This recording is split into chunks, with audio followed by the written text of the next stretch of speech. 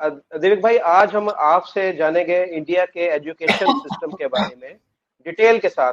पूरे प्रोग्राम में हम सिर्फ और सिर्फ इंडियन एजुकेशन सिस्टम को डिटेल से जानेंगे आपसे, और एंड में फिर हम आपसे पाकिस्तान का जो एजुकेशन सिस्टम है उसके बारे में भी कुछ राय तलब करेंगे। तो पहले हम स्टार्ट करते हैं इंडिया की तरफ से। तो इंडिया में ये हमें बताइएगा कि प्राइमरी से लेके हायर एजुकेशन तक जो इंडिया का एजुकेशन सिस्टम है वो किस तरीके से काम करता है, थोड़ा सा एक्सप्लेन कीजिएगा इसको। देखें, आज की तारीख में तो वो इंडिया वो पाकिस्तान वाला सिस्टम है। 10+2, ठीक है, 10 साल स्कूल में और उसके बाद आप आगे चले जाते हैं कॉलेज में। फर्स्ट ईयर इंटर जो होता है आपका 11, 11वीं 12वीं, या इंडिया में जैसे हम वो कॉलेज बोलते हैं, तो उस तरीके से। लेकिन अब क्या है कि न्यू एजुकेशन पॉलिसी में जो चेंजेस आई हैं, आज हम उसके बारे में डिस्कस में अभी आपको बताऊंगा। इसकी इम्प्लीमेंटेशन अभी शुरू हुई है छोटे लेवल पे, 2-3 स्टेट्स में, पर 2025 से इसको fully fledge all over India हर स्कूल में इसको इम्प्लीमेंट करना शुरू कर दिया जाएगा। स्टार्टिंग गवर्नमेंट स्कूल से होंगी और प्राइवेट स्कूल्स को फोर्स किया जाएगा, या समझ लें कि उनको बोला जाएगा कि आप इस पे आ जाए, न्यू एजुकेशन सिस्टम पे। सर, अब 10+2 को इन लोगों ने तोड़ दिया है। तोड़ा कैसे है? 5+2+2+4, अब इसके 4 टुकड़े करते हैं, 5, 2, 2, 4। अब पहले 5 की हम बात करते हैं, जिसको ये लोग फाउंडेशनल कहते हैं। जो पहले 3 साल जो होते हैं वो तो सर स्कूल में आपको पता है, प्री नर्सरी, नर्सरी, केजी जो होता है आपका। फाउंडेशनल में वो आ जाता है, और उसके अंदर एक ना कोई टेस्ट होंगे ना पढ़ाया, मतलब कोई भी चीज ऐसी नहीं होगी, टॉय बेस्ड लर्निंग होगी। पजल दिए जाएंगे, कलरिंग करने के लिए होगा, आर्ट्स का होगा, डिबेटिंग होगी, ठीक है, फील्ड विजिट्स वगैरह उसके अंदर, छोटे से, ज्यादा नहीं, 1-2 फील्ड विजिट्स होंगे।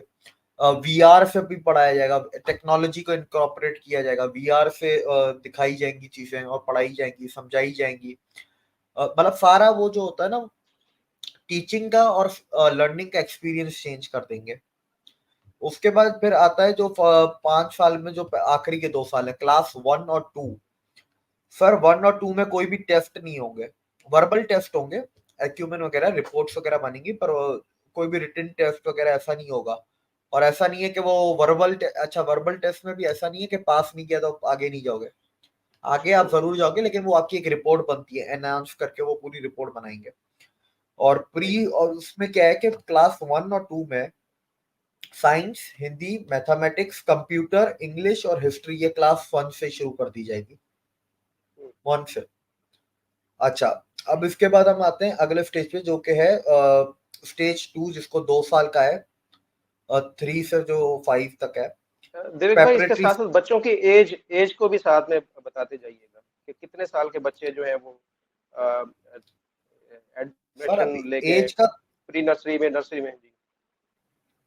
3 साल से एडमिशन शुरू होगा, 2.5 से 3 साल से एडमिशन शुरू है। बाकी तो वैसे हर स्टेज का एज तो फिर मुझे कैलकुलेट करनी पड़ेगी, पर एडमिशन वही है, कम से कम 2.5, वैसे ऑन एवरेज 3, और ज्यादा से हम्म, ज्यादा 4। सही मतलब है। ये कि 4 से ऊपर वाले भी भर्ती हो सकते हैं, लेकिन एक एवरेज की बात कर रहा हूँ, ज्यादातर जो होता है वही सेम रहेगी, एडमिशन की एज सेम रहेगी। ठीक है। अब हम अगर जो आपका 3, जो नेक्स्ट स्टेज है आपका 2 साल का, 3, 3, 4, 5, प्रेपरेटरी स्टेज। सर, इस प्रेपरेटरी स्टेज पे टीचिंग स्टाइल को चेंज कर दिया जाएगा। इसमें पोयम से पढ़ाया जाएगा, एक स्टोरी टेलिंग के तरीके से पढ़ाया जाएगा। एक, मतलब वो आजकल के टीचर कैसे पढ़ाते हैं, कंप्यूटर रोबोट की तरह, बोले जाओ और बोर्ड पे लिखते जाओ, भाई ये हो गई पढ़ाई, नहीं। इंगेज किया जाएगा, कहानियों के, एक कहानियां के माध्यम से आपको पढ़ाया जाएगा, ठीक है, पोयम बेस। इसका एक एग्जाम्पल भी उन लोगों ने दिया हुआ है, जो उनकी पॉलिसी की जो पूरी पीडीएफ फाइल है। इंटरएक्टिव लर्निंग होगी, और 3 लैंग्वेजेस भी चूज करनी पड़ेंगी बच्चों को। अ, एक होगी जो उनकी स्टेट की लोकल लैंग्वेज होगी, दूसरी हिंदी होगी, और तीसरी इनकी इंग्लिश होगी। तो 3 लैंग्वेजेस इनको अब इधर चूज करनी पड़ेंगी। जी। हिंदी और इंग्लिश तो जाहिर सी बात है, वो कंपलसरी हम्म, है, स्टेट की जो होगी, जिस भी स्टेट का होगा उस स्टेट की लोकल लैंग्वेज। महाराष्ट्र है तो मराठी, गुजरात है तो जी। गुजराती, उड़ीसा में है तो ओडिया। तो इस तरीके से, तमिल में तो तमिलनाडु में तो तमिल, केरला में तो मलयालम, इस तरीके से तेलुगु, आंध्रा वगैरह में तो तेलुगु, इस तरीके से पढ़ाई जाएंगी। दूसरा मैं एक एग्जांपल इसमें इंटरैक्टिव लर्निंग का देता हूँ। मैथ्स कैसे पढ़ाएंगे? मैथ्स सर इसके अंदर ये ऐसे पढ़ाएंगे, फॉर एग्जांपल एक पेपर है, ठीक है, उस पेपर के बोलेंगे आप चारों साइड्स को आप काट दो, ठीक है, 90 डिग्री पे, और चारों कोनों को काटने के बाद उनको बोलेंगे चारों कोने मिला दो, ये देखो 90 प्लस 90 प्लस 90 360 डिग्री हो गया, ये चारों पीसेस अगर आप जोड़ोगे तो सर्कल बन जाएगा।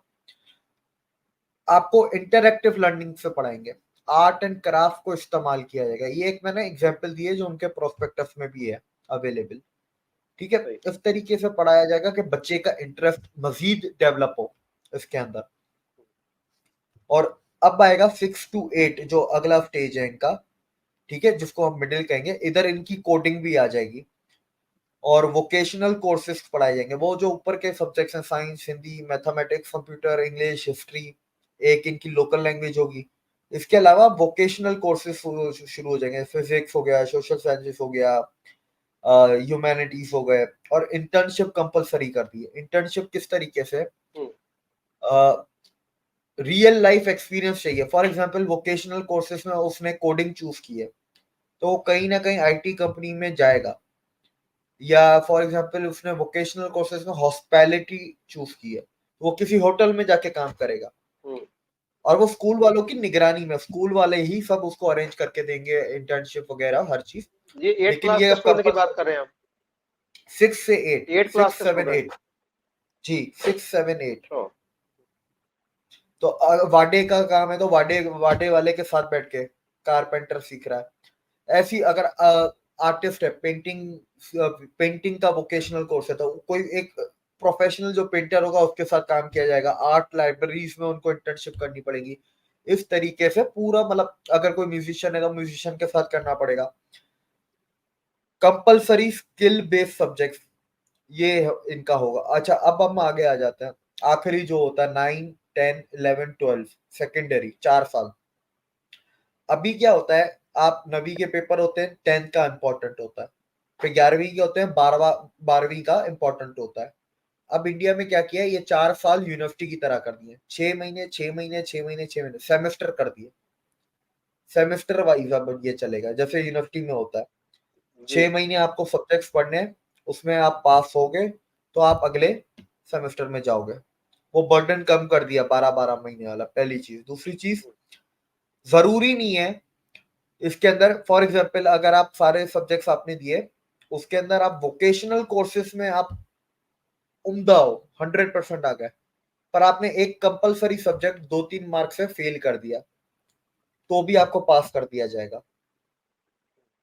आपका जो नेचुरल टैलेंट है उसको वो लोग मोटिवेट करेंगे, सपोर्ट करेंगे, जो आपका नेचुरल टैलेंट जिस चीज जिस सब्जेक्ट में होगा। इसके अलावा इसके अंदर एक फॉरेन लैंग्वेज भी लेनी पड़ेगी इन 4 सालों में। कोई भी फॉरेन लैंग्वेज है ये लेके उसके ऊपर भी पढ़ना पड़ेगा, और कोडिंग है आपकी, मैंने एक एग्जांपल दिया। ऐसी बहुत सी चीजें, नर्सिंग है वोकेशनल कोर्सेज में, ठीक है। और देखें, जो इंटरैक्टिव लर्निंग है ना, वो 9वीं 10वीं 11वीं 12वीं तक रहेगी। बस ये फर्क इतना है कि उसका थोड़ा तरीका बदल जाएगा, क्योंकि बच्चे बड़े हो गए, तो बड़े बच्चों को जी। इंटरैक्टिवली सिखाने के लिए उसका तरीका बदल जाता है। फिर नया एजुकेशन कैरिकुलम है, नई किताबें होंगी जो आज के जमाने के हिसाब से तैयार की गई हैं। कैसे कि आज के जमाने के हिसाब से तैयार की गई हैं जिससे बच्चे फ्यूचर के जमाने के हिसाब से लिख लें। हमें आज के बच्चों को फ्यूचर के लिए तैयार करना है। लेकिन अभी तक क्या हो रहा था कि वो पुराना सिलेबस पढ़ाया जा रहा था जो आज के हिसाब से भी पुराना है, आज भी वो लागू नहीं होता, ठीक है। लेकिन आज वो पढ़ाया जाएगा जो फ्यूचर के लिए इंडिया की जो अवाम है उसको तैयार करेगा। वो सही। आज को नहीं देख रहे, वो फ्यूचर को हमेशा देख रहे हैं। तो सर ये मतलब बेसिक सी जो मैंने आपको ओवरऑल एक चीज बताई है। इसके अलावा इसके अंदर फील्ड ट्रिप्स होंगी। फॉर एग्जाम्पल किसी दिन नेचर के ऊपर पढ़ा रहे हैं जियोग्राफी में, तो नेचर में गार्डन में ले जाएंगे। टोपोग्राफी पढ़ा रहे हैं तो पहाड़ों पे ले जाएंगे। मतलब इस तरीके से फिजिकली इन्वॉल्व करेंगे। कोई अगर बिजनेस के बारे में पढ़ रहे हैं तो किसी अकाउंटिंग के बारे में पढ़े तो अकाउंटिंग फर्म में सीए के पास ले जाएंगे। इंडिया में बहुत सीए, बहुत अकाउंटिंग फर्म्स है हर गली कुचे में, तो वो उधर ले जाएंगे। ठीक है, ब्यूटिशियन है तो मेकअप पार्लर में लेके जाएंगे, कोई ब्यूटिशियन का कोर्स कर रहा है, ठीक है। इंग्लिश का है तो उधर थिएटर भी करवाया जाएगा स्कूल में, कि आओ थिएटर करते हैं इंग्लिश में। मतलब इंटरएक्टिव लर्निंग, पढ़ाई को मजा बनाया जाएगा, पढ़ाई को पढ़ाई नहीं रहेगी, वो मजा बन जाएगी। इंसान के अंदर सीखने की चाह पैदा करना। नहीं तो बच्चे क्या है, उनसे उनको ज्यादातर बच्चे मैंने जो देखे हैं वो पढ़ाई से बोलते हैं बस हमें अच्छे मार्क्स लाने की, घर वाले डांटेंगे, हमें एडमिशन नहीं मिलेगा। ठीक है, सोच सारी गलत है। पढ़ाई किसी भी बच्चे को सीखनी चाहिए तो उसके दिमाग में होना चाहिए कि यार हमें उम्दा बनना है, हमें सीखना है। ठीक है, वो किसी भी बच्चे में मुझे ऑलमोस्ट किसी में नहीं नजर आती। हर बच्चे में होता है यार माँ बाप डांटेंगे, अच्छे मार्क नहीं आए तो अगले साल मुझे अच्छी कॉलेज में एडमिशन नहीं मिलेगा, कॉलेज में अच्छे मार्क नहीं आए तो अच्छी यूनिवर्सिटी में एडमिशन नहीं मिलेगा। वो चीजें निकाल के जो रियल एक रीजनिंग है इंसान की, वो पैदा करनी है।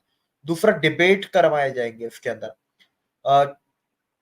फॉर एग्जाम्पल डिबेट का मैं जैसे एक तरीका बताता हूँ, जो उनके प्रोस्पेक्टिव में लिखा हुआ है कि जैसे आखिरी के जो 4 साल है, टीचर ने एक दिन लेक्चर दिया, अगले दिन वो बच्चे को आके बोले कि अब आप आओ, अब आप क्लास को पढ़ाओ, टीचर बच्चों के साथ बैठ जाए। फिर उस टीचर के साथ जो बच्चे क्रॉस क्वेश्चनिंग करेंगे, उसके अंदर पूछने वाले भी सीखेंगे और वो पढ़ाने वाला वो भी सीखेगा, डिबेट होगी। ऐसे ग्रुप डिबेट्स भी होंगे कि 4-4 बंदों का ग्रुप बनकर डिबेट करो, टॉपिक दे दिया बच्चों को सिखाने के लिए, उनके अंदर एक एक्साइटमेंट हो कि आज चलो आज स्कूल में जाके क्या पढ़ेंगे, आज हम क्या सीखेंगे। लेकिन अभी वो नहीं होता, अभी बच्चे कंटाल जाते हैं, वो उनकी मजबूरी में जाते हैं। छोटे बच्चे तो रोते कितना है, लेकिन अब नए सिस्टम में छोटा बच्चा स्कूल जा रहा है, उसको उधर वीआर मिल रहा है, पेंटिंग करने को, ड्राइंग करने को। घर में भी तो वही करते हैं छोटे बच्चे, और क्या करते हैं, घर में भी यही करते हैं, तो उधर स्कूल जाके भी वही करेंगे, तो उनको माहौल मिलेगा, बच्चा रोना कम करेगा। तो सर जितना खुशी से बच्चा स्कूल जाएगा उतना उसकी सेहत के लिए भी अच्छा। अच्छा, इसमें एक आखिरी चीज मैं बताना भूल गया, हर साल की एंड में जो बच्चे की एक रिपोर्ट बनाएगी स्कूल, हर एक अलग बच्चे की अलग अलग, उस रिपोर्ट में ये भी डाला जाएगा कि साल में इसने क्या सीखा, ये किस चीज में सबसे बेहतर है, और इसकी हेल्थ क्या है, ये इसकी फिटनेस लेवल क्या है, इसका न्यूट्रिशन लेवल क्या है। ये सारी चीजें भी रिपोर्ट में लिखी जाएंगी साल के आखिर में, और ये सारी रिपोर्ट नेशनल डेटाबेस में जमा होंगी और ऊपर सेंट्रल के लेवल तक जाएंगी, मिनिस्ट्री एजुकेशन के तक, कि ये सिस्टम हमारा काम कर भी रहा है कि नहीं कर रहा, क्या किसी चीज में हमें चेंज करने की जरूरत है कि नहीं है। या कोई होता है ना, कुछ बच्चे होते हैं जिसको हम कहते हैं ना एक्स्ट्रा ऑर्डिनरी टैलेंटेड और गिफ्टेड बच्चे हैं, या इंग्लिश में प्रोडिजी कहते हैं। जी। कैसे पता चलेगा प्रोडिजी है, ऐसी रिपोर्टों से तो पता चलेगा ना। एक्स्ट्रा टैलेंटेड, एक्स्ट्रा ऑर्डिनरी है, 10 अपनी उम्र से 10 साल पहले ही वो बहुत बड़े बड़े काम कर रहा है, तो वो कैसे पता है, ऐसी रिपोर्टों से पता चलता है। तो ऐसी रिपोर्टों से गवर्नमेंट उनको और ज्यादा वो फैसिलिटेट करती है और सब कुछ करती है। तो इस तरह सर वो सारी चीजें, और फिर स्कूलों को भी डिजिटाइज किया जाएगा, खूबसूरत बनाया जाएगा, साफ सुथरा बनाया जाएगा, पेंटिंग्स और ये तो वो, बाहर से भी अंदर से भी।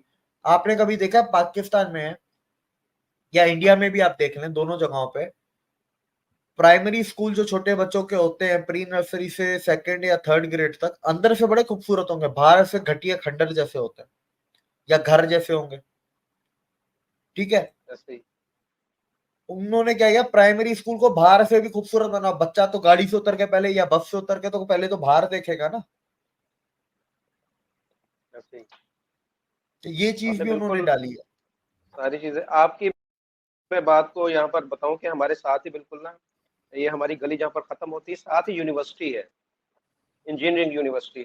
तो पिछले साल का वाकया है कि यहाँ पर एक स्टूडेंट ने खुदकुशी कर ली। खुदकुशी करने की वजह भाई क्या थी कि उसके मार्क्स कम आए, बलूचिस्तान से बिलोंग करता था वो लड़का, और उसका वालिद जो है ब्यूरोक्रेट था। उसका प्रेशर था, वालिद का इतना प्रेशर था कि तुमने कम नंबर नहीं लेने, अगर तुमने कम नंबर लिए मुझे पता चल गया तो वापस घर नहीं आना।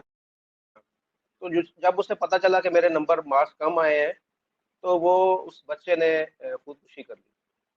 ये पाकिस्तान के अंदर इस तरह के वाकयात आपको सुनने में मिलेंगे। और दूसरी जो बात आपने की कि बच्चा जो है वो स्कूल से डरता है, तो वो डरने वाला बच्चा आपके सामने बैठा है। मैं भी बचपन में बहुत डरा करता था। मुझे जो है उठा के लेके जाते थे स्कूल में, स्कूल जाने से मैं इतना डरता था।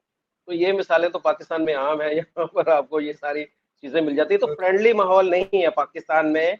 बच्चा जो है वो टीचर से डरता रहता है, बच्चा खुल के बात नहीं करता। बच्चे के दिल के अंदर क्या बातें हैं, बच्चा क्या बनना चाहता है, बच्चा क्या पढ़ना चाहता है, बच्चे को क्या क्या अच्छा लगता है, बच्चे को क्या अच्छा नहीं लगता, बच्चे को कौन से सब्जेक्ट में इंटरेस्ट है, बच्चा किस सब्जेक्ट में उसे मजा नहीं आता पढ़ने में, ये सारी चीजें वो अपने टीचर से, इवन के अपने घर वालों से डिस्कस नहीं कर सकता। यहाँ पर इस तरह का पाकिस्तान के अंदर एजुकेशन सर सिस्टम ऐसे है। यहाँ पर तो ये घर वाले भी बोलते हैं कि भाई अब तुमने पढ़ना यही पढ़ना, बस ये जो तुम्हें बोल दिया ना तुमने यही करना है। सर इसमें 3 चीजें हैं। देखिए पहली चीज जो आपने मैं बताना भूल गया, जो आखिरी के 4 साल हैं, इसके अंदर अब जैसे आजकल ये क्या होता है कि आप पहले मेडिकल का ग्रुप उठा लिए तो फिर 4 साल मेडिकल पढ़ना है, इंजीनियरिंग उठा लिया तो इंजीनियरिंग पढ़ना है। अब इन्होंने एक और चेंज की है कि भाई एक बंदा फिजिक्स, बिजनेस, मैथमेटिक्स, कंप्यूटर ये भी उठा सकता है। तीनों फील्ड से एक एक उठा ली। ठीक है, अजीबो गरीब कर दिया। अब आइए, अब हमें अजीबो गरीब लग रहा है क्योंकि हम पढ़े उस सिस्टम से निकल के पढ़ के आए हैं ना। हमें वो कितना अजीब लगता है, एक बंदा फिजिक्स, बिजनेस, कंप्यूटर पढ़ रहा है, एक इंजीनियरिंग का, एक बिजनेस का, एक साइंस का, कैसे पढ़ रहा है ये? हमें अजीब लगेगा। पर अब इन लोगों ने जी। ये सिस्टम भी कर दिया है कि भाई ऐसे भी कर सकते हो, और जिस आप, और इसके बेसिस पे ये फिर फ्यूचर में यूनिवर्सिटियों में एडमिशन भी मिलेंगी इनको। ठीक है, वर्ल्ड वाइड तो ये एक्सेप्ट करते ही हैं, इंडिया की यूनिवर्सिटीज भी अब करेंगी, ये रूल चेंज किए हैं। दूसरी चीज जो आपने कही, देखें पाकिस्तान में एक जो सबसे बड़ा मसला है ना, बंगलों में स्कूल बना दिए हैं, और बंगले वाले को छोड़ो, अगर आप बड़े स्कूल में भी चले जाओ तो 12वीं पास टीचर है, इंटर करके टीचर लग जाते हैं स्कूल के। अब इंडिया जी। में काफी लोगों का ये सवाल भी होगा कि भाई क्या हमारे आज के टीचर्स इक्विप्ड हैं? तो उनको मैं बता दूं, मिनिस्ट्री ऑफ एजुकेशन ने ट्रेनिंग प्रोग्राम शुरू किए हुए हैं करंटली। चाहे नए टीचर हों चाहे पुराने हों, चाहे उन सबको ट्रेनिंग दी जा रही है ऐसे नए एजुकेशन सिस्टम पे, कि इस एजुकेशन सिस्टम में उनको कैसे पढ़ाना है। तो टीचर को भी ट्रेनिंग दी जा रही है, और इंडिया में 12वीं पास टीचर नहीं लगते, अच्छा। पाकिस्तान में लगते हैं। और तीसरी चीज, टीचर को अच्छा नहीं लगता पाकिस्तान में, पता नहीं क्या मसला है। टीचर से सवाल पूछो, टीचर को लगता है हम तो बादशाह सलामत से सवाल पूछ लिया, तुम्हारी हिम्मत कैसे हुई हमसे सवाल पूछा? तो टीचर्स का इधर एक अलग रवैया है सवालों को लेके, जो मेरी समझ से आज तक बाहर है। कि भाई एक नॉर्मल जो तूने पढ़ाया उसी से रिलेटेड सवाल पूछा, ये थोड़ी ना पूछा है कि भाई तेरे घर में क्या हाल चल रहा है या तेरी शादी कब होगी। तो अजीब जी। गरीब, मतलब वो उनके अलग ही होता है, वो उल्टा डांट देंगे बच्चे को, वो ऐसे, और इतना गंदा डांटेंगे। अब देखिए ना, छोटा बच्चा होता है ना, उसके दिल में बात रह जाती है, यार पूरी क्लास में 30 जनों के सामने डांट दिया। फिर सारे बच्चे भी देखते हैं, उन 30 में से कोई 10 बच्चे ऐसे कोई होते हैं ना, क्या बोलूं, अभी मैं लफ्ज इस्तेमाल नहीं करना चाह रहा, वो देख के हंसते हैं। फिर तो वो बच्चा है ना, वो उसके अंदर आ जाता है, इंफीरियरिटी कॉम्प्लेक्स में आ जाता है, वो फिर डर के मारे अगले दिन भी नहीं सवाल पूछेगा, किसी और टीचर से भी नहीं पूछेगा। एक होता है ना कि एक टीचर एक जी। टीचर डांटता है पर दूसरा नहीं डांटता, लेकिन वो बच्चा उस टीचर से भी नहीं पूछेगा क्योंकि उसके अंदर वो आ गया, इंफ्योरिटी आ गई। तो ये बहुत बड़ा मसला है पाकिस्तान की, ये 3 चीज है। जी सर। अच्छा, आपसे आगे मैं सवाल पूछूंगा, इंडियन जो एजुकेशन सिस्टम है उसके चंद बड़े जो मसाइल हैं, प्रॉब्लम्स हैं, वो क्या हैं, और उसके लिए जो इंडियन गवर्नमेंट्स है वो क्या काम कर रही देखिए सर, जो सबसे बड़े मसाइल है वो तो यही थे, वो अब मैंने आपको बता दिया। इंटरएक्टिव लर्निंग सिस्टम नहीं था, दूसरा आज के जमाने से क्या फ्यूचर के हिसाब से इक्विप्ड नहीं था, है? तीसरा काफी चीजें हिस्ट्री की उन लोगों ने मिटा दी थी। इंडिया में ये है कि हिस्ट्री गलत नहीं पढ़ाते, हिस्ट्री मिटा दी है। पाकिस्तान में तो हिस्ट्री गलत पढ़ाते हैं ना, फर्क है, गलत पढ़ाने में और जी। मिटाने में फर्क है। तो वो हिस्ट्री की चीजें भी डाली है इंडिया ने। टीचर्स को उसके हिसाब से इक्विप भी कर रहे हैं। स्कूल्स जो पुराने थे उनको भी सारा रेनोवेशन में स्कूलों को भी डाल दिया है, और स्कूलों को डिजिटाइज करने के लिए पार्टनरशिप भी की है। कुछ स्टेट्स ने गूगल के साथ की है, कुछ स्टेट्स ने माइक्रोसॉफ्ट के साथ की है। गूगल और माइक्रोसॉफ्ट के स्कूल रिलेटेड, एजुकेशन रिलेटेड अलग से सॉफ्टवेयर भी आते हैं और इनके डिवाइसेस भी आते हैं, तो वो सारी चीजें उनके साथ भी कनेक्ट किया है। हर स्कूल को हैवी ब्रॉडबैंड से भी कनेक्ट कर दिया है। इसके अलावा न्यूट्रिशन का तो आपको पता ही है, बच्चों के न्यूट्रिशन पे स्कूल के अंदर भी ध्यान दिया जाता है। अब तो रिपोर्ट भी बनेगी बच्चे के न्यूट्रिशन और बॉडी पे, हेल्थ के ऊपर। इसके सही। अलावा बहुत सारी चीजें की हैं, जैसे कि बच्चों को स्कूल में एंगेज जैसे कैसे रखा जाए। तो अभी जो एक चीज मैं बताना भूल गया, अच्छा, एक खाना भी स्कूलों में, दे रहे हैं दिन को, जो खाना दे रहे हाँ हैं दिन वो को। मैं, हाँ वही मैं आपको बता, मिड डे मील जो देते हैं, तो वो चीज है। एक चीज जो मैं बताना भूल गया, अब क्या स्कूलों में थोड़ा सा है ना, वो बढ़ाएंगे, लाइब्रेरी को अच्छा खूबसूरत बनाएंगे, और जिम विम भी खोलेंगे। जिस स्कूल में जो खोल सकते हैं वो खोलेंगे, ताकि बच्चों का मन लगा रहे स्कूल के अंदर। तो ये चीजें भी होने वाली हैं। ये सारे मसाइल थे। और कुछ अगर स्कूल के मसाइलों की बात करें, तो ट्रांसपोर्टेशन का एक मसाइल था, और धुआं वगैरह का था। तो अब देखें, ट्रांसपोर्टेशन के मसाइल के लिए इंडिया ने ये किया है कि मजीद स्कूल खोले हैं ऐसी जगहों पे जहां पर एक स्कूल है लेकिन 4 गांव आ रहे हैं उस स्कूल में पढ़ने के लिए, 4 गांव से बच्चे आ रहे हैं। तो अब उधर ये कर दिया कि भाई उधर अब 2 स्कूल कर दिए हैं। एक स्कूल 2 गांव के बिल्कुल करीब है, एक स्कूल 2 गांव के बिल्कुल करीब है, और उस स्कूल की बस लेके आती है बच्चों को। बच्चों को पेरेंट्स छोड़ के जाएं, या वो पैदल लाएं, साइकिल पे आए, वो हिसाब किताब नहीं है। उस स्कूल की बस होगी। इसके अंदर भी अब एक और चीज की है, सारे जितने पब्लिक स्कूल्स होंगे उनको रिन्यूएबल एनर्जी पे लेके आ रहे हैं, स्कूल की छतों पे सोलर लगा रहे हैं।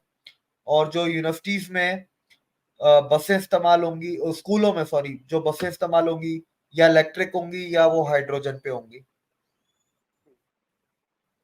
तो दिव्य भाई, जो गरीब बच्चे हैं उनको यूनिफॉर्म फ्री मिलती है, किताबें, जूते वगैरह, और कोई वजीफा भी मिलता है उनको, स्कॉलरशिप वगैरह, कुछ इस तरह का सिस्टम भी है वहाँ सर देखें, अगर पब्लिक स्कूलों की बात करें ना, स्कॉलरशिप का तो मुझे नहीं पता, सीरियस में मुझे पता नहीं है उसके बारे में, अभी आपको बता नहीं सकता। बात रही कि कपड़े वगैरह भी मिलते हैं, जूते भी मिलते हैं, वो हर स्टेट टू स्टेट अलग है।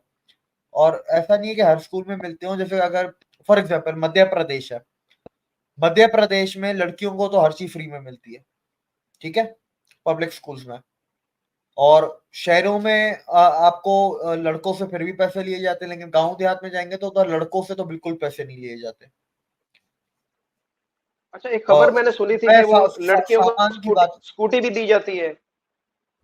नहीं नहीं, स्कूल के टाइम पे नहीं, वो मेरे ख्याल से कॉलेज वॉलेज के टाइम पे दी जाती, कॉलेज या यूनिवर्सिटी के टाइम पे, स्कूल में नहीं दी जाती। अच्छा, स्कूटी का सही। उधर इंडिया में है 16 साल की उम्र से, मेरे ख्याल से 16 से बड़े चला सकता है।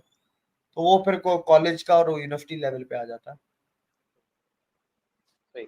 अच्छा दिवेक भाई, जो इंडियन एजुकेशन सिस्टम है, इसमें जो नीट एग्जाम है या JEE और इस तरह के दूसरे जो कंपटीशन एग्जाम है, उनकी क्या इम्पोर्टेंस है इंडियन एजुकेशन सिस्टम में? देखिए सर, ये एंट्री टेस्ट है अलग अलग जगहों पे। जैसे अगर इंडिया में और भी ऐसे एग्जाम्स है, नीट है, जी लेट है, एक गेट एग्जाम है, जी एडवांस है, और इसके अलावा यूजीई है। ठीक है, ऐसे बहुत से इंडिया में एग्जाम है, ये अलग अलग है। जैसे क्लैट है, वो सर लॉ का है, जिसको लॉ कॉलेजेस में एडमिशन लेना है। जी जो इंजीनियरिंग का है, नीट मेडिकल का है, जो गेट है वो ग्रेजुएट इंजीनियरिंग का है। तो सर ये अलग अलग फील्ड्स के टेस्ट हैं। जैसे फॉरेन में होते हैं ना, एसएटी होता है फॉरेन का, ठीक है। और दूसरा आपका मास्टर्स के टाइम पे वो होता है, मास्टर्स के टाइम पे जीआरई और जीमेट होता है। इंजीनियरिंग के लिए आप जीआरई देते हैं, इंजीनियरिंग या मेडिकल के लिए। बिजनेस वगैरह के लिए और ह्यूमैनिटीज आर्ट्स वगैरह के लिए आप जीमेट देते हैं, फॉरेन के अगर पेपर बता रहा हूँ। और अगर आपको बैचलर्स में ग्रेजुएशन में एडमिशन लेना है, तो फिर आप एसएटी देते हैं। आप एसएटी के अंदर अलग अलग एग्जाम्स आते हैं। इंजीनियरिंग अगर बिजनेस है तो इंग्लिश मैथ्स, इंजीनियरिंग कॉलेज के लिए दे रहे हो तो उसके अंदर इंग्लिश मैथ्स और मेरे ख्याल से शायद फिजिक्स होता है या शायद कुछ और होता है। और अगर आप मेडिकल के लिए दे रहे हो तो एसएटी में फिर इंग्लिश मैथ्स बायोलॉजी और शायद कुछ और, एक और केमिस्ट्री होता है, पता नहीं क्या होता है। तो ये होता है। मैंने खुद एसएटी दिया हुआ है, मैंने बिजनेस के लिए, तो मैंने सिर्फ इंग्लिश मैथ्स वाला दिया था। और हमने जीमेट भी दिया, मैंने एमबीए के लिए जीमेट दिया था। तो इंडिया ने अपने बनाए हुए, इंडिया फॉरेन के नहीं लेता। इंडिया ने अपने पेपर बनाए हुए हैं, और इंडिया की इन पेपरों की दुनिया भर में क्रेडिबिलिटी है। इंडिया का गेट पेपर, जी, और मेरे ख्याल से नहीं जी, गेट, यूपीएससी, ये 3 पेपर सर दुनिया के टॉप 10 टफेस्ट एग्जाम्स में आते हैं, टॉप 10 में आते हैं। इतने मुश्किल होते हैं और इतना छान के पूरा रिफाइन कर देते हैं बच्चों को। तो ये उनके एंट्री टेस्ट है सिंपल। आप ये पेपर दें, पास हो गए तो आप यूनिवर्सिटी में एडमिशन ले सकते हैं। तो हर यूनिवर्सिटी का अपना कट जो ऑफ बच्चे होता है। आईआईटी बोलता है भाई तो जो 90 बच्चे से रह ऊपर जाते आएंगे। हैं, जी, जो बच्चे इनमें से फेल हो जाएं वो फिर क्या करेंगे? सर वो फिर आप उनको दोबारा फेल, तो देखें फेल का मतलब है आपको दोबारा देना, सीधी सी बात। हाँ, लेकिन ये होता है कि मैं मार्क्स का बता रहा हूँ, जैसे आईआईटी बोलेगा कि 100 में से 90 से ऊपर आए तो मैं तुम्हें लूंगा। आईआईटी से नीचे वाली यूनिवर्सिटियों ने बोला कि भाई तुम्हारे 80 से ऊपर आए तो फिर तुम्हें लेंगे। फिर उससे भी नीचे यूनिवर्सिटियों ने कहा यानी कि यार ग्रेडिंग, 70। वो ग्रेडिंग हो जाती है, उसकी ग्रेडिंग हो जाती है। बिल्कुल बिल्कुल बिल्कुल सर, इस तरीके से होता है। हम्म, हम्म। अच्छा, ये तो चले समझ आ गई। अब ये बताइएगा, यूनिवर्सिटी ग्रांट कमीशन जो है इंडियन एजुकेशन सिस्टम में, उसकी भी बड़ी अहमियत है। इसके बारे में थोड़ा सा बताइएगा कि ये इसका क्या काम है, और ये कैसे इंडियन जो एजुकेशन है उसको ये फाल बनाने में इसका जो किरदार है उसके ऊपर रोशनी डालिएगा। सर ये यूनिवर्सिटी ग्रांट कमीशन जो है, ये बेसिकली इंडिया की जो यूनिवर्सिटीज हैं उनको, उनकी स्टैट्यूटरी बॉडी है, उनकी गवर्निंग बॉडी है।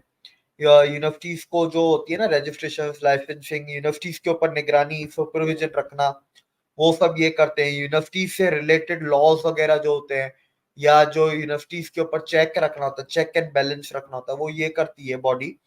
इसके मैं 2-3 चीजें मैं आपको बताऊं। एंट्री टेस्ट जो होते हैं वो इनके थ्रू होके फिर पास होते हैं। तो एंट्री टेस्ट इनके अंदर अंडर ही चलते हैं ये सारे। अब देखें ना, जैसे न्यू एजुकेशन पॉलिसी है। अब मैंने जैसे आपको बताया कि ये आखिरी के 4 साल में ये मल्टीपल सब्जेक्ट्स अलग अलग फील्ड के ले सकते हैं। ठीक है, तो अब यूनिवर्सिटी ग्रांट कमीशन का ही काम है ना कि वो यूनिवर्सिटियों से बात करे कि भाई अगर हम ऐसे बच्चों को पढ़ाते हैं तो क्या आप एडमिशन देंगे या नहीं देंगे। तो वो सारा काम इनके बीच में ये होता है। यूनिवर्सिटीज को इंटरनेशनल रिकग्निशन दिलवाना, एफिलिएशंस दिलवाना, एफिलिएशंस होती हैं, रिकग्निशन मैंने गलत नाम नहीं इस्तेमाल कर लिया, एफिलिएशंस जो होती हैं उसमें भी यूनिवर्सिटी ग्रांट कमीशन आ जाता है। यूनिवर्सिटीज के अगर ओवरसीज कैंपसेस खोलने हैं तो उसके लिए जो होता है वो भी सारा इसकी निगरानी में होगा, चाहे प्राइवेट हो चाहे वो पब्लिक हो।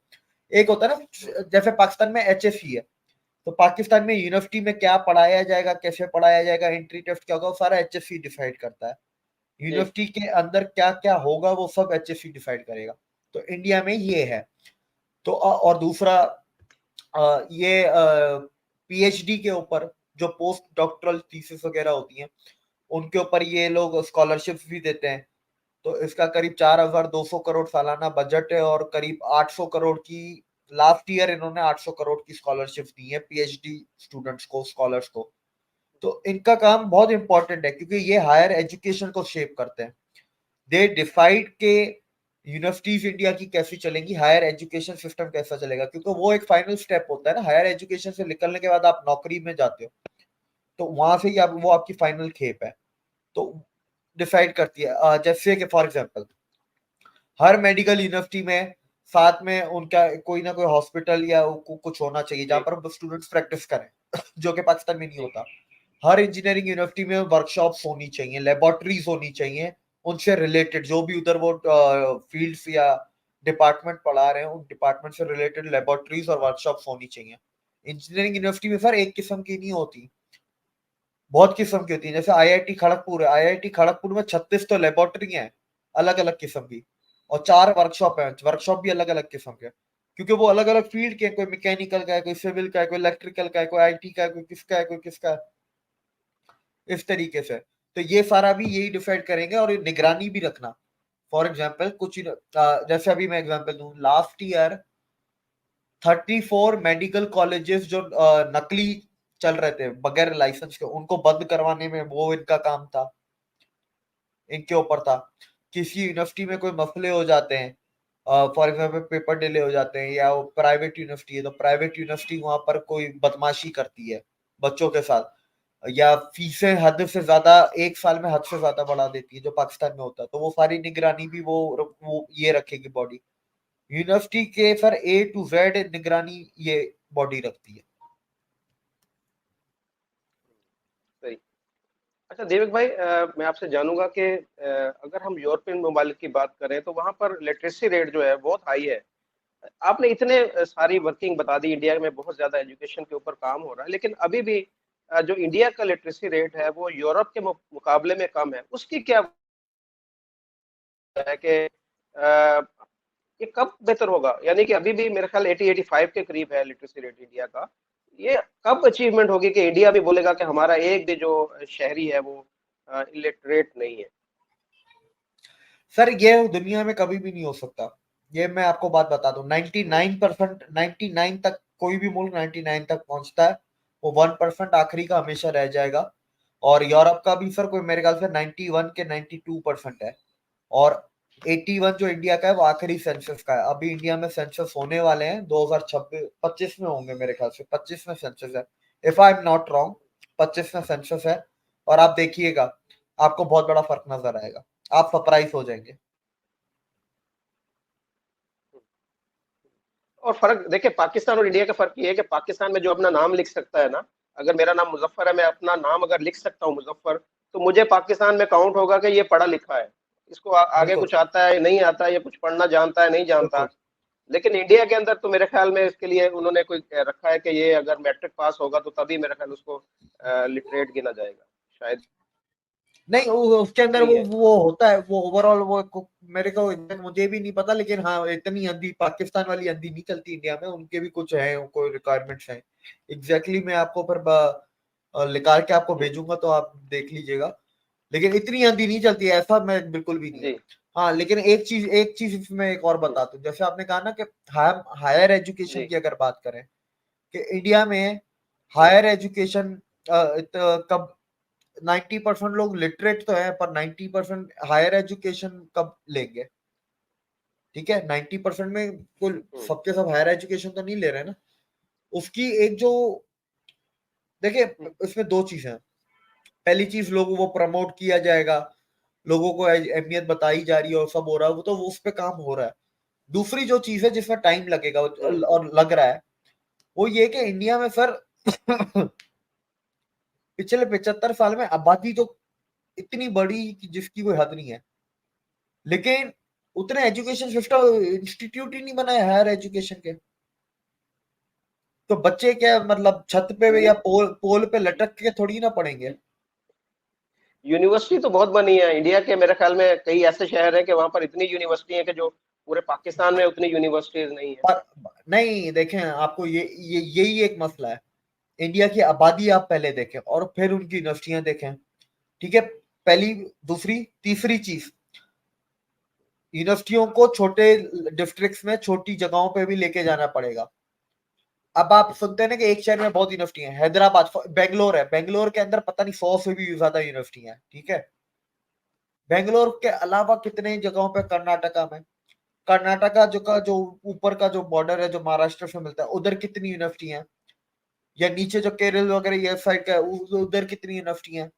ये बड़ा मैटर करता है। एक तो फैलाना, उस पर भी बहुत काम चल रहा है। अब यूपी की बात ले लें, फॉर एग्जाम्पल मैं अगर आपको बताऊं, जो हम बात कर रहे थे यूपी में, ठीक है सर, जब से योगी जी आए हैं 65 प्लस मेडिकल कॉलेजेस खोले गए हैं, मजीद नए।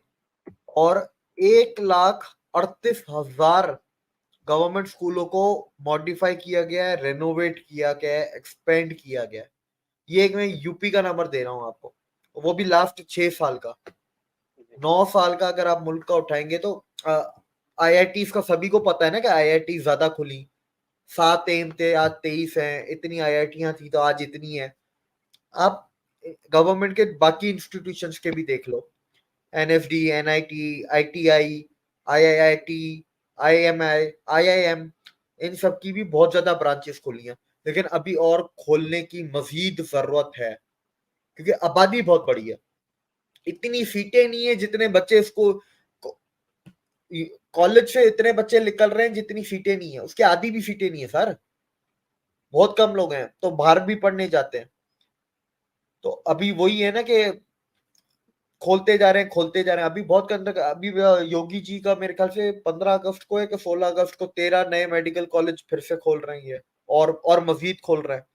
और ये मेडिकल की बात कर रहा हूँ, इंजीनियरिंग कितने खोले ये मुझे नहीं पता, योगी जी ने। और आपने दो टेक्निकल बातें कॉलेजेस की। 150 ITI भी खोली है, ये भी मैं बता दूं, 150 ITI। आपने दिवेक भाई दो बातें की कि आबादी बहुत तेजी से बढ़ी है, लेकिन मैं जब बात करता हूँ किसी इंडियन से, तो वो कहते हैं कि जी हमारी तो दो बच्चों की पॉलिसी है, मेरे दो बच्चे हैं। ज्यादातर अब लोग इसी तरफ उनकी तवज्जो है, इसी तरफ ध्यान है। वो कहते हैं बच्चे दो ही हैं, दो से ज्यादा बच्चे वो पैदा नहीं कर रहे हैं। और दूसरा, वो अपने बच्चों की तालीम के बारे में बहुत ज्यादा फिक्रमंद हैं। जितने भी पेरेंट्स हैं, अगर उनसे बात हो, वो कहते हैं कि जी हम अपने बच्चों को अच्छी क्वालिटी एजुकेशन जो दिलवाएंगे। अगर स्टूडेंट से बात होती है तो वो भी यही कहते हैं कि जी हमने पढ़ना है, हमने एजुकेशन अच्छी हासिल करनी है और मुल्क को सर्व करना है। तो पाकिस्तान में ये सारी चीजें नहीं। यहाँ पर तो जब बात करते हैं, आबादी की बात करते हैं, तो किसी के भी अगर पूछेंगे तो बच्चे उनके 4 5 6 बच्चे होते हैं। हम्म। और अगर उनकी बच्चों की तालीम की बात की जाए तो वो तालीम भी उनकी, वो बस कहते हैं कि जी हाँ देखते हैं, बच्चों को दाखिल करवाया हुआ है, पढ़ते हैं करते हैं, यानी कि वो कोई कंफ्यूज से होते हैं। तो कैसे फिर पाकिस्तान की एजुकेशन सिस्टम और ये सारे मसले को आप कैसे देखते हैं? मैं आपको उसके नंबर 1, इंडिया की आबादी सर इतनी तेजी से नहीं बढ़ी जितना लगता है। मैंने कहा कि जिस तेजी से आबादी बढ़ी उस तेजी से स्कूल और कॉलेजेस नहीं खुले, तो इसमें हम्म, फर्क है। 75 साल में इतना तो बढ़ना ही था। दूसरी चीज, इंडिया में सर ऐसी पॉलिसी को प्रमोट किया जाता है, लेकिन ऐसी कोई गवर्नमेंट लेवल पे ऐसी कोई भी पॉलिसी नहीं है दो बच्चे का हम्म, नहीं कर, सिर्फ दो ही बच्चे करने हैं। आपकी मर्जी, आप जितने करो, लेकिन प्रमोट दो बच्चों को किया जाता है। सही। किया तो ये सर 80 से जा रहा है, पर इसकी असल जो लोगों ने जो इसकी मानना शुरू की या इस पे अमल शुरू किया, वो 97 या 98 के बाद, या 95 पकड़, 95 से शुरू किया। उससे पहले इतना लोग इस पे अमल वगैरह नहीं करते थे, वो नहीं करते थे। अच्छा, अब तीसरी चीज पे आ जाते हैं। तीसरी चीज सर, पाकिस्तान में दो तीन चीजें हैं। गवर्नमेंट स्कूल्स को पहले सुधारो। मुझे सुनने में आया सिर्फ कराची शहर में 150 ऐसे गवर्नमेंट स्कूल्स हैं जो ऑन पेपर हैं, पर हकीकत में उनके एड्रेस पे जाओ तो उधर कुछ भी नहीं है। तो पहले तो ये उल्टे काम बंद करो। फिर जो गवर्नमेंट स्कूल्स अवेलेबल है, पहले तो उनको सुधारो। जब उनको सुधार लो तो सेकंड नंबर पे तुम्हारा काम है अब नई एजुकेशन पॉलिसी लेके आओ। क्योंकि जब पॉलिसी, पहले स्कूल सुधारने हैं ना, स्कूल सुधारोगे तो फिर पॉलिसी लाओगे, पॉलिसी लाओ और पॉलिसी फिर इम्प्लीमेंटेशन करो फटाफट। अच्छा, तीसरी चीज अब इसके अंदर जो मैं बताऊं, पाकिस्तान में जो आपने कही 5 6 बच्चों की, ये सर आज इंडिया का, मैं कुछ यूट्यूब चैनल पे एक इंटरव्यू देख रहा था। वो कहते हैं पाकिस्तान का नेशनल स्पोर्ट्स है बच्चे पैदा करना। आपको पता है पाकिस्तान का फर्टिलिटी रेट जनवरी में 3.4 था और अब अभी अगस्त में 3.6 हो गया है। जिस आबादी से पाकिस्तान पैदा बच्चे पैदा कर रहा है ना, अगले 20 साल में पाकिस्तान आबादी से फटेगा। अरे भाई, जितने रिसोर्सेस हमारे पास है वो आज की आबादी को पूरे नहीं पड़ रहे, तुम बच्चे पे बच्चे पैदा किए जा रहे। दूसरी चीज, बच्चे पैदा करो, अच्छा, उनको एक 5 6 साल की। आपने आपने ज्यादा से ज्यादा बच्चे कितने सुने हो? आपने एक ही 18। फैमिली के अंदर 18, ज्यादा से ज्यादा बच्चे कितने सुने हैं एक बीवी पाकिस्तान से में? 18, 4 बीवी वाला मुझे नहीं पता। मैंने भी 18 सुने। मैंने भी 18, 18 भाई हैं। 18 भाई हैं। मैंने भी, रहीम यार खां में। तो सर अब इसके अंदर भी एक कॉन्सेप्ट है। हिम्मत नहीं है वैसे। सर इसमें भी कॉन्सेप्ट है।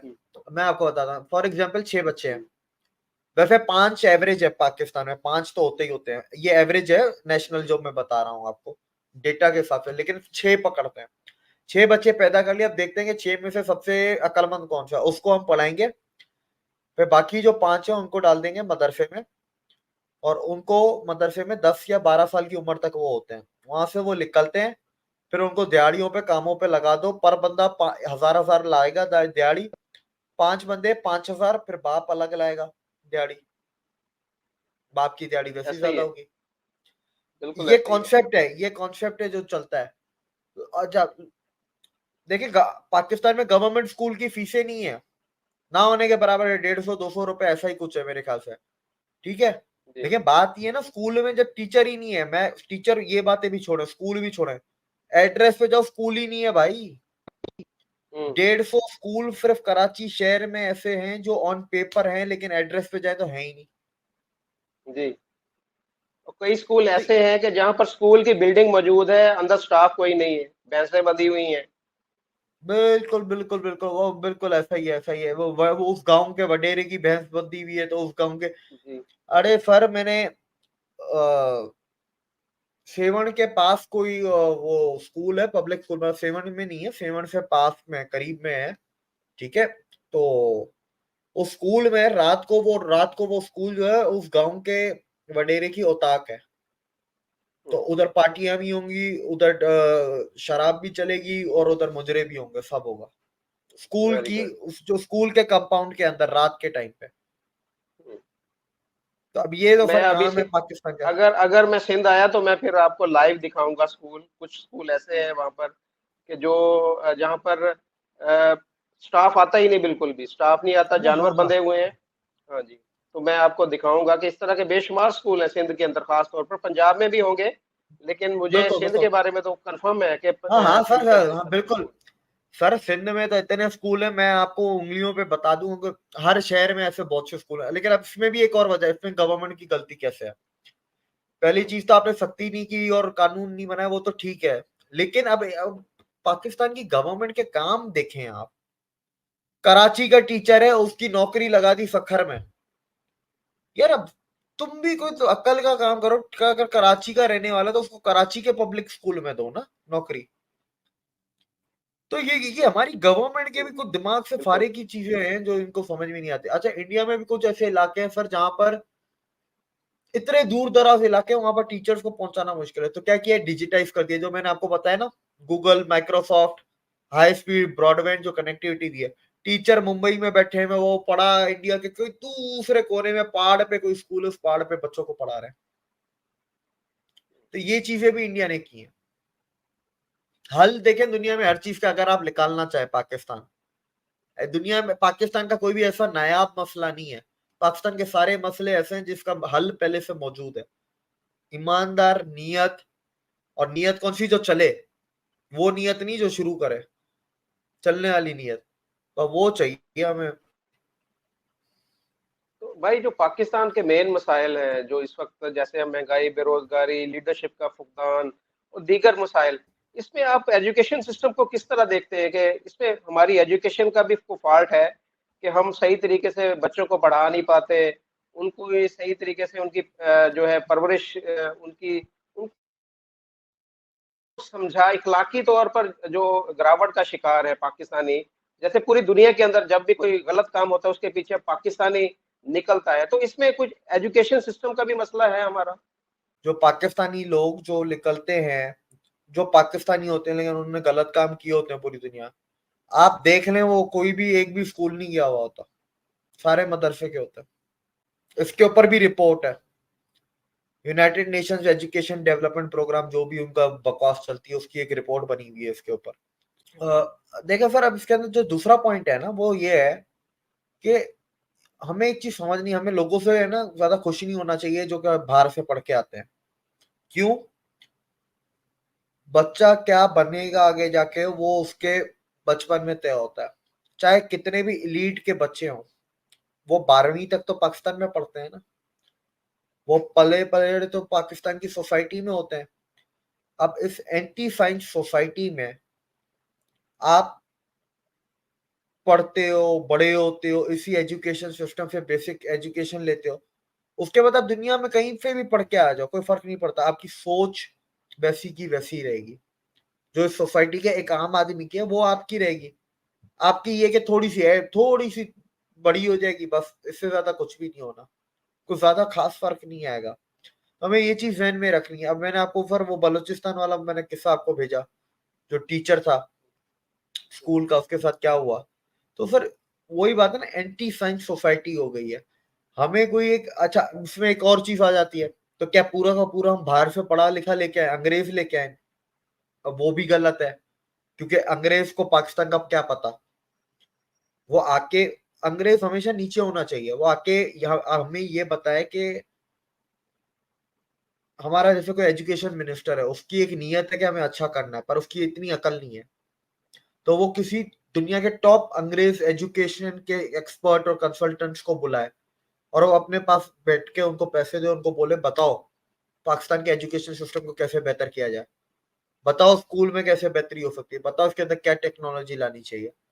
काम पाकिस्तानी करे, दिमाग अंग्रेज का इस्तेमाल करो, जैसे अरबी करते हैं। मिडिल ईस्ट में शेडो गवर्नमेंट है, शेडो गवर्नमेंट है, शेखों में इतना दिमाग नहीं है। दुनिया को लगता है यार ये शेख यहाँ ये मिनिस्टर है, पर असल मिनिस्टर वो नहीं होता। असल मिनिस्टर उसके पीछे कोई काम, दूसरा काम करने वाला कोई दूसरा होता है जो तनख्वाह पे काम कर रहा होता है। ठीक है, दुनिया के सामने वो शेख मिनिस्टर होता है। तो पाकिस्तान वही कर ले, शेडो गवर्नमेंट बना ले, वो ज्यादा बेहतर है। दुनिया भर के स्पेशलिस्ट हायर करे अलग अलग जगहों के, और हायर करके पाकिस्तान में लगाए। नहीं, मेरा सर सवाल फिर वहीं पे मुझे सही तरीके से इसकी ना नहीं समझ आई।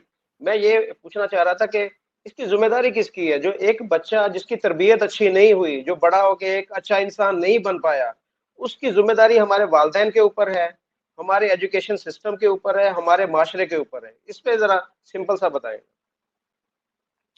आज की तारीख पे तीनों पे है, क्योंकि अब आपके माँ बाप माशरा सब भी तो उसी एजुकेशन सिस्टम से पढ़ के आया है ना। शुरू शुरू में गवर्नमेंट की गलती थी कि वो ऐसा वाहियात एजुकेशन सिस्टम लेके आया, और उस वक्त अवाम की भी गलती थी कि यार इस अवाम ने विरोध क्यों नहीं किया, क्योंकि उस वक्त तो अवाम जो थी उस वक्त उन्होंने तो अच्छे एजुकेशन सिस्टम में पढ़ा था। तो उनको तो पता था कि हम जहाँ से पढ़ के आए हैं और ये जो गवर्नमेंट नया एजुकेशन सिस्टम लाई है ये तो बेकार है, घटिया है। उन्होंने क्यों इसके खिलाफ आवाज नहीं उठाई? आज की तारीख में चाहे गवर्नमेंट है, आपका माशरा है, आपके पेरेंट्स हैं, आपके रिश्तेदार हैं, सब उसी से तो पढ़ के निकले हैं। तो क्या फर्क है उनमें? तो एक तरीके से गलती अभी भी इलीट की थोड़ी ज्यादा है, क्योंकि वो एक बड़ी कुर्सी पे बैठते हैं ना, तो बड़ी कुर्सी पे क्या है कि पूरी दुनिया आप देख सकते हो ऊंचाई से। तो उनको फिर भी हकीकत का पता है, लेकिन वो हकीकत को तस्लीम नहीं करना चाहते। अवाम को तो हकीकत का ही नहीं पता ना, तस्लीम करना तो दूर की बात है। एटलीस्ट हमारी इलीट को आज की तारीख में पता तो है, वो क्योंकि इलीट पे बैठी है ऊंचाई पे, तो उसे दुनिया दिख रही है कि यार उसका एजुकेशन सिस्टम क्या है, वो अपने एजुकेशन की वजह से आगे है, वो ये है तो वो है, तो वो उनको पता है। तो आज की तारीख में बोले तो गवर्नमेंट की ज्यादा गलती मुझे लगता है, क्योंकि सिर्फ उन्हीं को हकीकत पता है, जिनको हकीकत पता है वही तब्दीली ला सकता है। आवाम को तो पता ही नहीं है ना। आवाम की गलती तब थी जब वो नया एजुकेशन सिस्टम आ रहा था और इन लोगों ने इसके खिलाफ आवाज नहीं उठाई, जबकि ये उठा सकते थे। इनको तो पता था ना कि नए में और पुराने में क्या फर्क है, कौन सा अच्छा है कौन सा बेकार है। बिल्कुल। बहुत शुक्रिया दिवेक भाई, आपने बड़ी डिटेल के साथ इंडियन जो एजुकेशन सिस्टम है उसके बारे में हमें बताया कि किस तरीके से काम करता है, कि प्राइमरी लेवल से एक बच्चे की किस तरीके से वो तरबियत करते हैं कि वो अपने मुल्क के लिए एक बहुत ही एक यूजफुल जो है वो सिटीजन बनता है। और दूसरी तरफ पाकिस्तान के भी आपने मसाइल बताया कि पाकिस्तान में भी कुछ इदारे हैं अच्छे कि जहाँ पर एजुकेशन अच्छी होती है, लेकिन जो मोस्टली जो हमारे स्कूल है या हमारे कॉलेजेस हैं या हमारी यूनिवर्सिटीज है, वहाँ पर मसाइल ही ज़्यादा है। मैं आपको पता है कि रेगुलरली मिलता रहता हूँ यूनिवर्सिटी स्टूडेंट से, जी। तो वो अपने मसाइल बताते हैं कि यहाँ पर हमारे लेबॉर्ट्रीज नहीं है। हमें पता थ्योरी तो पढ़ाई जाती है, लेकिन हमें पता ही नहीं कि ये थ्योरी का रिजल्ट क्या निकलेगा। अब जब दो गैसें मिलती हैं, जब तक वो लेबॉर्ट्री के सामने उनके एक्सपेरिमेंट नहीं होगा तो उन्हें कैसे पता चलेगा कि उसका रिजल्ट क्या बिल्कुल। निकलेगा? तो पाकिस्तान के अंदर ऐसे ही है, जैसे आपने बोला कि मेडिकल कॉलेज मौजूद है, तो भाई मेडिकल कॉलेज को आपने क्या करना कि उसके साथ में आपने टीचिंग हॉस्पिटल साथ में अटैच नहीं किया हुआ, कि वहां पर जाकर वो देखेंगे नहीं कि पेशेंट जो है उसका इलाज कैसे किया जाता है और उसको जो मेडिसिन दी जाती है उससे क्या इफेक्ट होता है। तो ये सारी चीजें उसको डॉक्टर बना देते हैं, उसको बगैर ये समझे कि टीचिंग हॉस्पिटल के वो डॉक्टर बन के निकल आता है, और वो फिर हम पर बाद में तजर्बा करता है। तो हम जैसे लोग हैं ऐसा ही जब है, जाते हैं ऐसा ही सरकारी है। अस्पतालों में, तो हम पे तजर्बे होते हैं। तो ये सारा हमारा माशरा है। और अभी भी दिलीप भाई मैं कंफ्यूज हूँ कि हमारा जो एक नौजवान है पाकिस्तान का, जब वो यहाँ से पाकिस्तान से बाहर जाता है या पाकिस्तान के अंदर भी, कि वो क्यों गलत काम करता है, वो क्यों गलत काम करता है? आया कि उसे घर से इस तरह की ट्रेनिंग मिलती है, उसे हमारे माशरे ने खराब कर दिया है, उससे हमारे एजुकेशन सिस्टम देखे, ये इखलाकी इदारे हैं कि देखें। मैं अब आज भी बाहर जब निकला हूँ, देखा हमने ये जो वेस्ट के ऊपर प्रोग्राम किया था, घर के बाहर ढेर लगे हुए हैं कूड़े के, सड़कों के ऊपर ढेर लगे हुए हैं। लोगों को परवाह ही कोई नहीं, नौजवान पढ़ा लिखे नौजवान जो है वो जा रहे हैं और ऐसे जूस पीते हैं और गिलास बड़े फखर के साथ रोड के ऊपर फेंक देते हैं, पान खा रहे हैं, पान थूक रहे हैं। तो ये सारा, ये कौन बताएगा इनको, ये नौजवानों को कौन बताएगा? हम घर वालों को भी ज़ाहिर है, जब छोटा बच्चा होता है तो उसको चाहिए कि उसको ट्रेनिंग करें, शुरू से ही ट्रेनिंग करें कि भाई आपने बिल्कुल ऐसे गंद नहीं डालना, आपने जो भी चीज़ है वो बास्केट में डालनी है।